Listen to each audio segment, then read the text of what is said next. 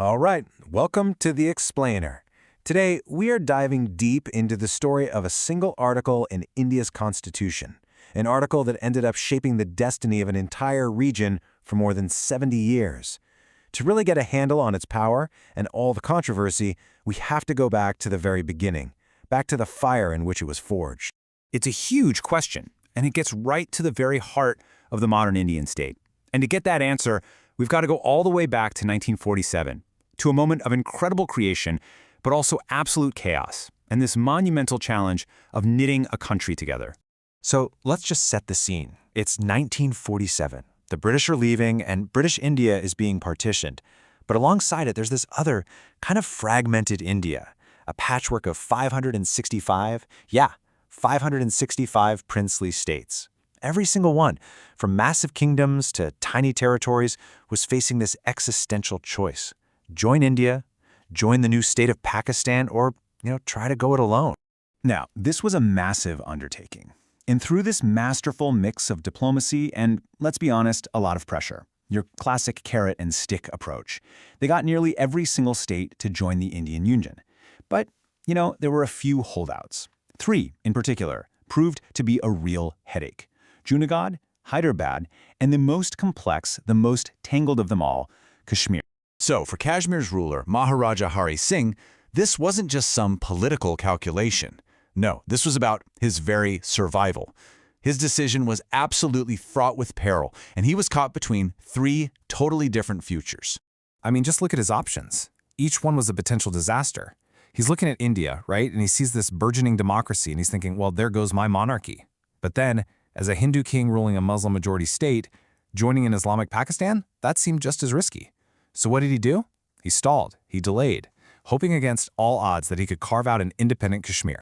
And you've got this whole cast of characters, and their visions for Kashmir could not have been more different. You have the indecisive monarch, Hari Singh. Then there's Sheikh Abdullah, this incredibly popular secular leader who the Maharaja had actually thrown in jail. Down in Delhi, you have Prime Minister Nehru, who was friends with Abdullah and really wanted a democratic Kashmir in India. And over in Pakistan, its founder, Muhammad Ali Jinnah, saw Kashmir as an absolutely essential part of his new nation. The fate of millions was literally hanging on their next moves. So while the Maharaja is trying to play for time, his time runs out. Pakistan decides enough is enough. They decide to force his hand, launching an invasion that would kick off 7 decades of conflict. Things just exploded in October of 47. It happened so fast.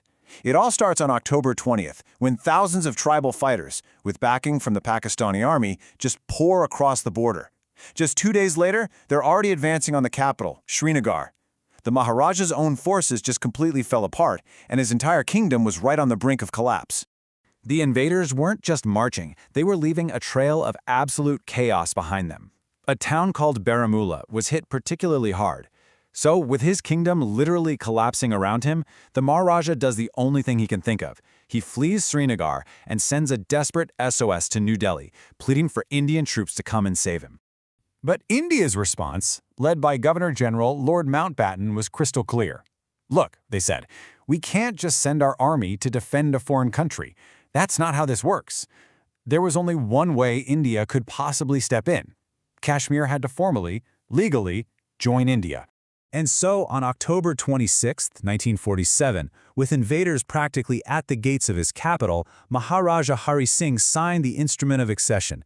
Now, this is super important. This wasn't some special deal cooked up just for Kashmir. Nope, it was the exact same standard-issue legal form that all the other princely states had signed. And the terms were pretty straightforward and, crucially, limited. Just like every other state, Kashmir handed over its power on just 3 things: defense, foreign affairs, and communications. Everything else? That was supposed to stay under its own control. The moment the ink was dry on that paper, Kashmir was legally part of India. And the very next morning, Indian troops were in the air, landing in Srinagar to defend. Okay, so the accession is a done deal, legally speaking. But the crisis on the ground? It's far from over.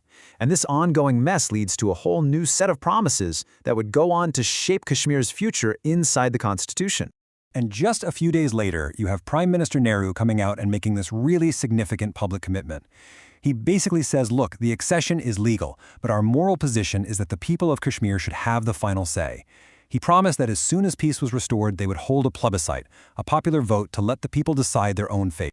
So India takes its case to the brand new United Nations, pointing the finger at Pakistan for aggression. The UN Security Council steps in, and in 1948 it passes this resolution that lays out a very clear path to try and solve this thing peacefully.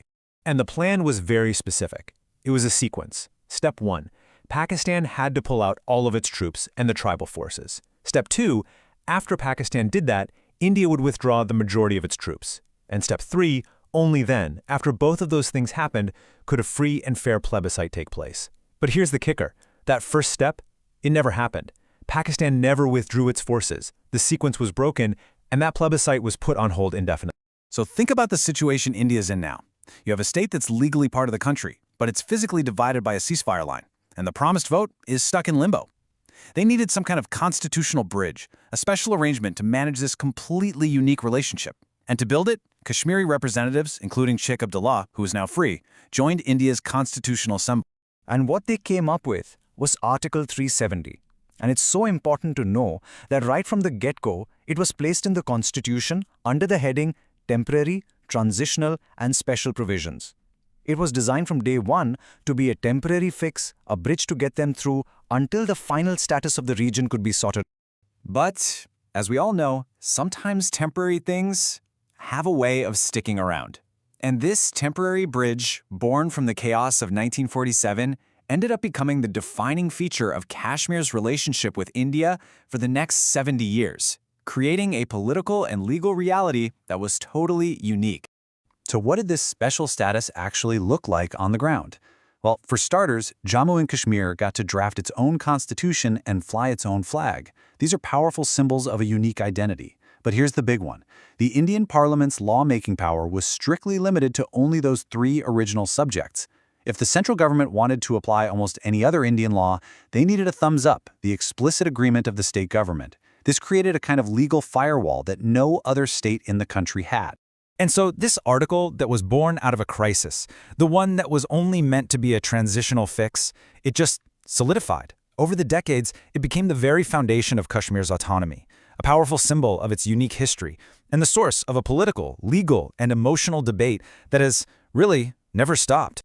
And that whole origin story, born from a king's indecision, an invasion, a forced accession, and a conditional promise, it really leaves you with a pretty profound question, doesn't it?